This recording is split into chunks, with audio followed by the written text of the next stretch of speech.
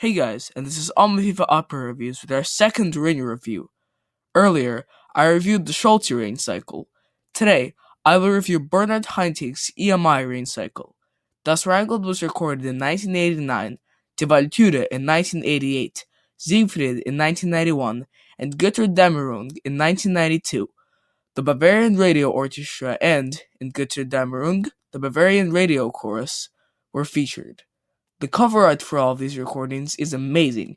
My personal favorite is the Götterdämmerung cover art. The sound in this recording is great and atmospheric.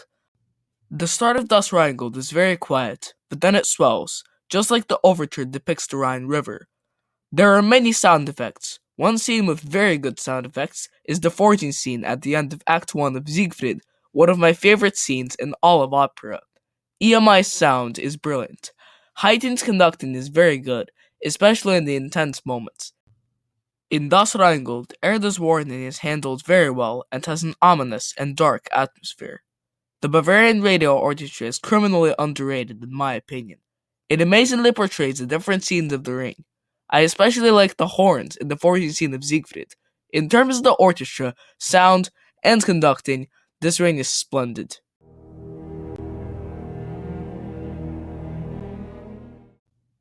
So, now let's get to the first rain opera, Das Rheingold.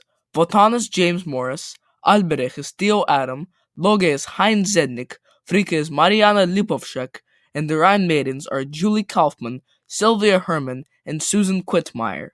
James Morris's Wotan is amazing. He is my favorite Wotan, and this rain finds him in fresher voice than in the 1990 Levine's video rain. His voice has all the power needed for Wotan, plus fantastic dynamics and vocal acting. Great performance. Theo Adam is not the best as Alberich. He wobbles heavily and his voice is very rough. In his curse scene, the most crucial moment in the role of Alberich, his high note is squeezed and strained. He is very unpleasant to listen to. He was late in his career by 1989.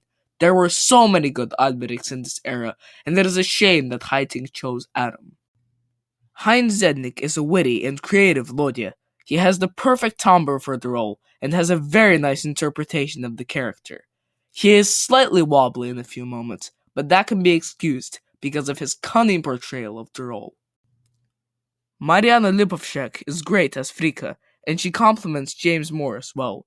The Rhine maidens give a splendid performance, especially when contrasted to Theo Adams' Alberich. Overall, this recording is fairly good. However, Theo Adam is hardly even bearable. This recording deserves a 7 out of 10.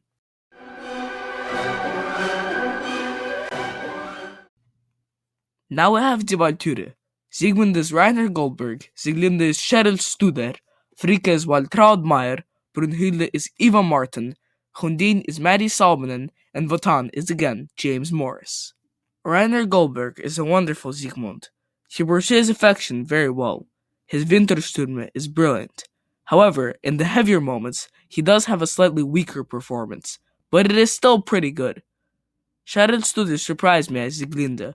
Her performance is wonderful. Her dynamics are captivating in their delivery, and her portrayal is fabulous.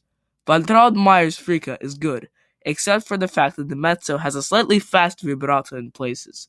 It's an alright portrayal of Fricke. Eva Martin's Brunhilde is wobbly and slightly unpleasant.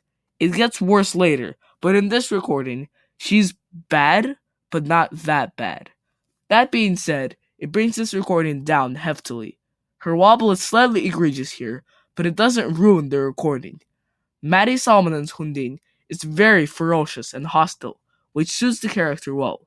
I prefer him as Hagen, however. I think his voice is much more suited to that role, while Kurt Moll is my choice as Hundine. James Morris provides another brilliant portrayal. In Wotan's most crucial moment, Wotan's farewell, his performance is sizzling to say the least. It's much better than Eva Martin's performance in the final scene. Overall, this recording is a mixed bag. Goldberg and Studer are good as the Bensung twins. James Morris's Wotan is amazing, and Maddie Salmonen's Hundine is pretty good. However, Eva Martin brings this recording down. I'm going to give it a 7 out of 10 as well.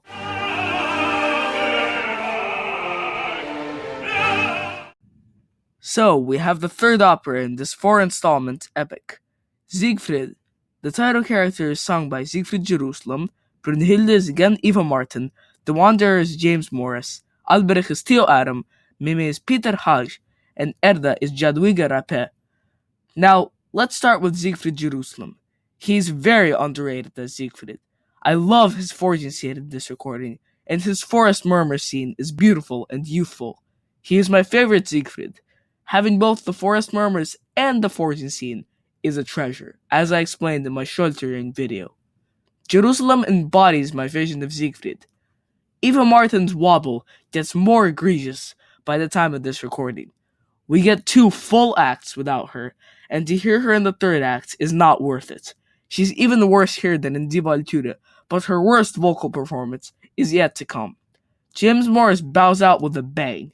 In the Rodel scene with Mime, she shows that Wotan has aged and gotten wiser since Das Wrangled, and in the heavy moments of that scene, his portrayal gives you chills.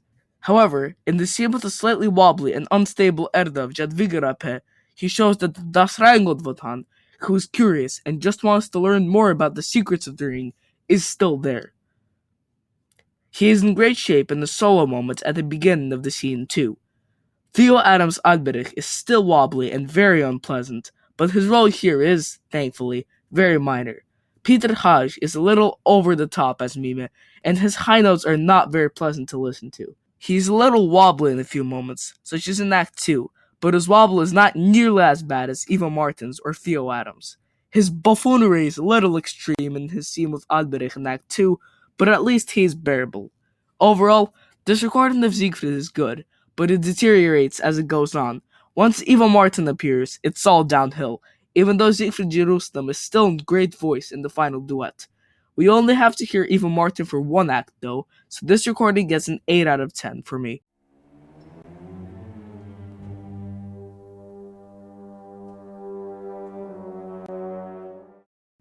We have reached the final opera of the rain cycle, Götterdämmerung.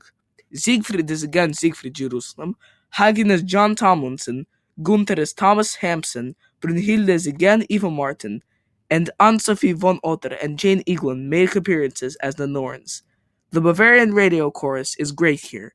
Siegfried Jerusalem's performance here is again brilliant, especially in Siegfried's death scene. That scene is very ominous and chilling.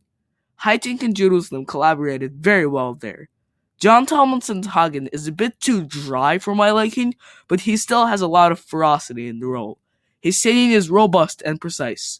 Thomas Hampson's Gunther is actually great. I didn't expect him to be this good, but Hampson manages to provide a heroic portrayal of the role. Now, Eva Martin is in vocal crisis in Götterdämmerung. She is unbearable to listen to, and quite simply painful. Her voice always sounds on the edge of cracking here, and she does not provide any dynamics whatsoever. Her performance has no emotion and no good moments at all. It's the worst operatic performance I have ever heard, aside from the ironic ones, of course. The Norns, especially von Otter and Eaglin, are pretty good. It's the start of their careers here, and they have already shown some potential. This recording is hampered heavily by Martin. Haitink really messed up with the Brunhilde casting choice.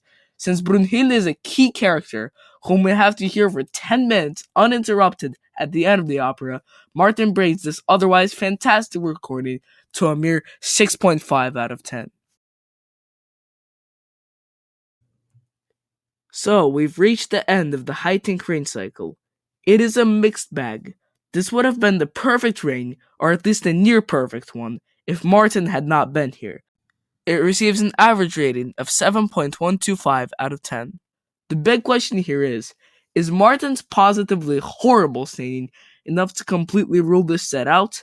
In my opinion, the answer is no, but it is certainly something to keep in mind.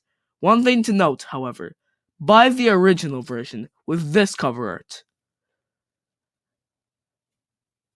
Not this cover art. Because the remastered version has no libretto, and the sound is great on the original version. Plus, what is this cover art?